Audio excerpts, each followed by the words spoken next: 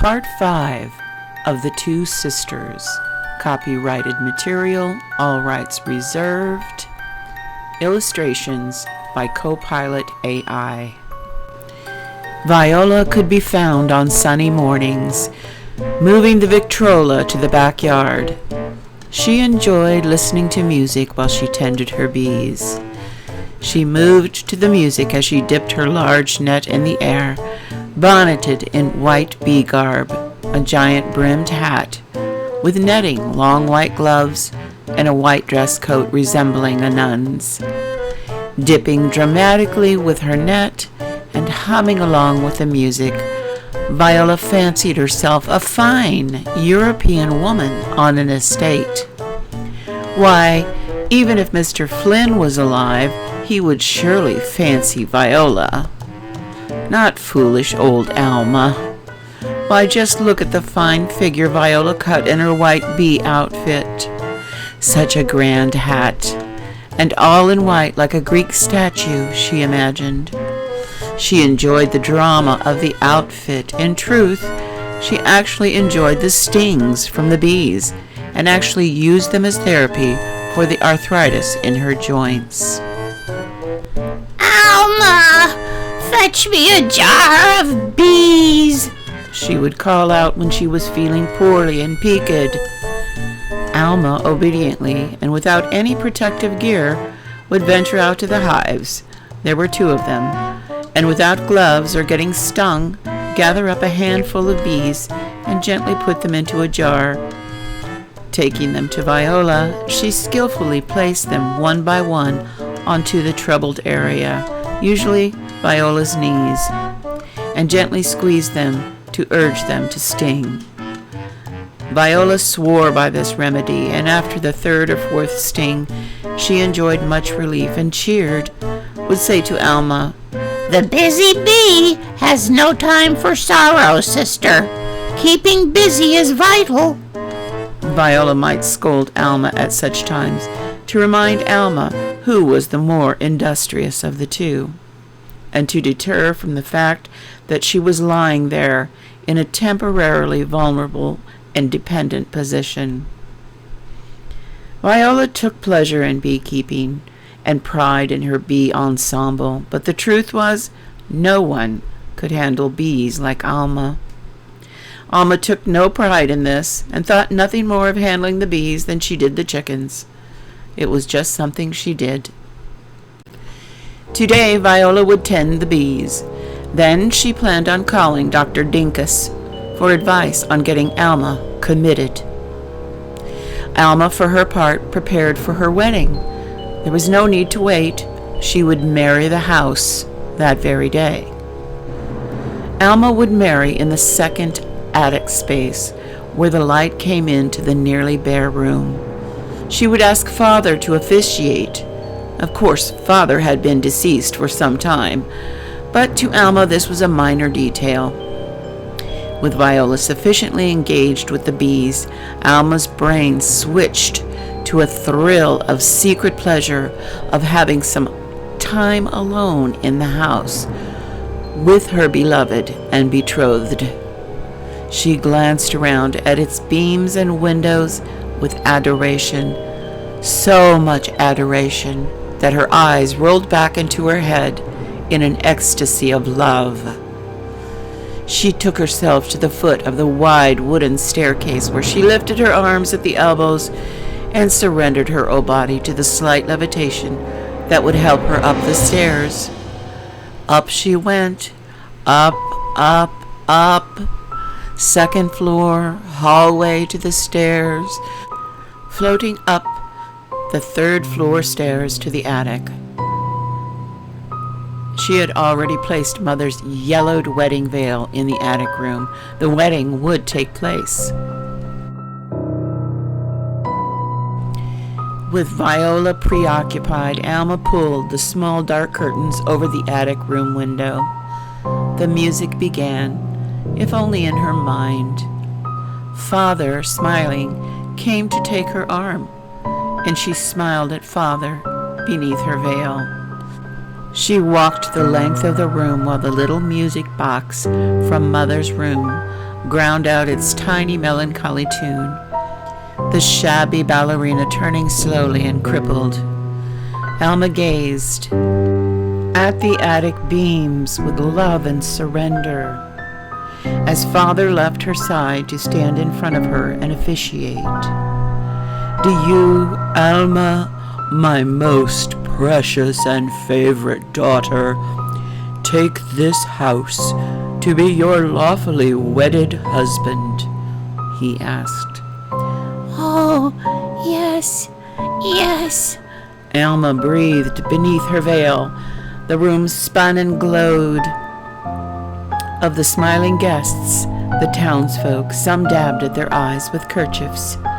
Alma had never been so proud or happy. She did not notice that the Victrola music downstairs and outside had ceased. Alma, what on earth are you doing up here? Are you smoking again? Viola cried, charging into the attic room. Viola took stock of the room and of Alma standing there, veil crazily askew again on her head. Can't you see?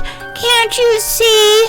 I'm marrying the house, and it's marrying me, Alma protested back indignantly.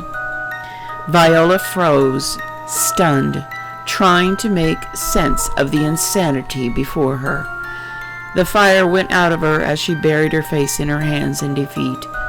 Oh, Alma, she said, you really are brain sick, and there is only one thing for brain sick.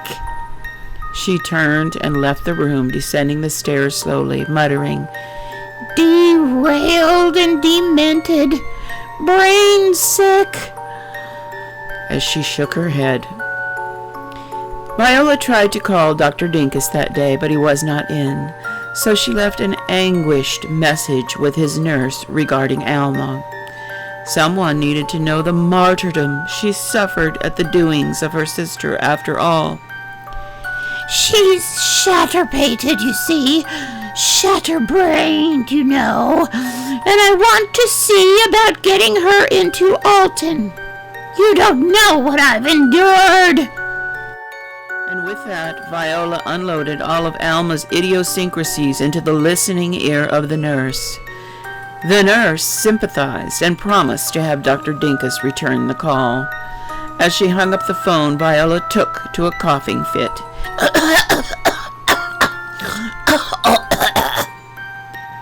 She drew her hand over her forehead in a dramatic sweep, murmuring, I must take to my bed with some tonic. And take to her bed she did.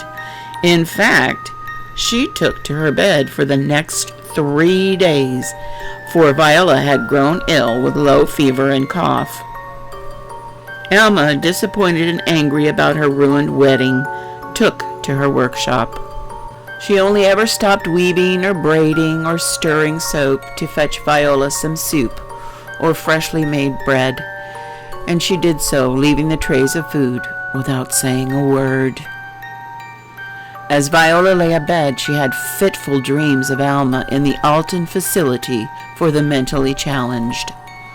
It conflicted with her fierce determination to do the deed, as the dreams were of Alma, disheveled and suffering, rocking back and forth with all of the other lunatics. She could not get a good rest thinking of it. Her fever was also causing her no end of ache in her arthritic bones. Finally, in desperation, Viola called out to Alma, Sister, bring me some bees. Please, sister, I'm suffering so, she moaned. Alma, for her part, debated as to whether or not to do this thing for her sister lying prone. Alma resentfully then rose to go to the hives and fetch some bees. She returned to Viola's bedside with a jar of bees. I brought the bees. Do you want me to put them on your knees? Alma asked quietly, barely speaking from grief, anger, and too hurt to rhyme in her usual complete form. Viola could only nod in her discomfort, and Alma began placing one bee after another onto Viola's knee, stinging it repeatedly.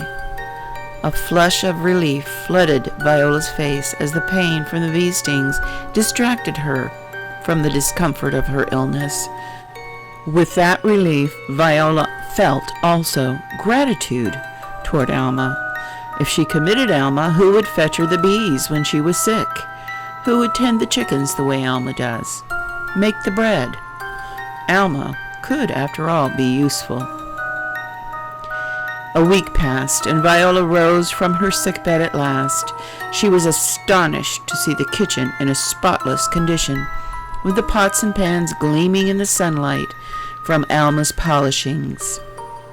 The chickens pecked fat and contented in the yard, and the banisters and furniture were dust-free. In a pang of surprise and regret, Viola was bewildered at her fellow feeling toward her sister. Her sister, after all, Alma was her flesh and blood, her family. The phone rang. It was Dr. Dinkus apologizing for not returning her call sooner. Viola felt a jolt of opportunity. Here was the chance to pour out to Dr. Dinkus the prolonged torture of looking after Alma, and to impress him with the longevity of the long suffering and devotion toward family that Viola had exercised toward her sister. Here was the opportunity to never worry if Alma was smoking in the house or engaging in a dream wedding in the attic. Here was the chance to free herself from the burden of her sister once and for all, and impress upon the respectable Dr. Dinkus and others her heroism in having to have cared for her sister, the cracknut, all these years. Then, remembering the bees, Viola stopped short, and she remembered the nightmares about Alma rocking, disgraceful and disheveled, and wasting away in the Alton sanitarium. Something like the Spirit of God embraced Viola and braced up her brain, fairly lighting her up, standing there by the telephone cubby. She had a choice to make. "I understand we're having a little difficulty with Alma." Dr. Dinkus' voice came over the phone, ready to attend. Yes, Dr. Dinkus, that's right, Viola replied. But everything's fine now, just fine. So sorry to have troubled your nurse. She hung up the phone abruptly. There would be no more thought or discussion of such things. You don't discard your friends or your family. Family, after all, was family. And what would people think? One of Dr. McGrann's daughters at the Celestial Gardens Alton facility for the mentally challenged? No, that wouldn't do. Viola could not have people thinking that any of the McGranns were Alton cases. Viola then turned to busy herself in the kitchen. The evening was coming on. A dog's bark echoed in the cold somewhere from a doghouse where it was chained in a fenced yard. The sun began to set purple and orange against the black bare branches of the early late October evening. Alma! Alma! Come here, Alma! Viola called as she wrapped her handmade woolen scarf luxuriantly around her long bird-like neck. Alma scuttled obediently to stand in front of her sister. She had spoken very little in the days since the unfortunate incident. I was thinking we should go to the picture show this evening, Viola said. There's a fine young actor I think you would enjoy showing at the pictures. His name is Mr. Tyrone Power, and he's very charming. I think you will like him. Alma's brows lifted, interested, and her face brightened. All right, said Alma, not even rhyming. It had been a while since Viola had taken her to the picture show. She scuttled off hurriedly to fetch her coat. Her heavy old lady shoes clunked quickly on the wooden floors toward the coat tree. The two sisters wrapped in woolen coats, Viola in her grand one and Alma in her shabby one, crossed the peeling wooden porch of the house as Viola closed the front door behind them. On the front porch, Viola stopped and turned to Alma. "You know," she said, "we really should see to getting you a nice coat. Can't have a daughter of Dr. McGran looking tutty." And with that, she turned cheerfully and they headed down the stairs to the sidewalk that would lead them into town to the pictures. "Scritchy scratch, scritchy scratch." Alma smiled gleefully as she poked a finger at the black bare tree against the gloaming sky as she scuttled behind Viola on the sidewalk. "The trees are bare. The moon will catch." Viola, walking ahead in her brisk yet sovereign manner, her head high in her enormous hat, was braced and exhilarated by the fresh, cool fall evening air. Calling out, "Chin up, sister! Chin to the sky! Shoulders back! You never know who's observing the daughters of Dr. McGran." Down the sidewalk she marched with her long legs, and Alma hurrying after her on her short ones. Viola was preparing herself mentally to be around people for this social occasion at the picture show. What a treat this would be for the townspeople, and what a treat for her sister Alma. Viola imagined her entrance into the theater. "That's Dr. McGran's daughter," they might whisper to each other when they saw her striking, grand presence arriving at the theater. "She used to be a school teacher, you know." End of part 5 of The Two Sisters.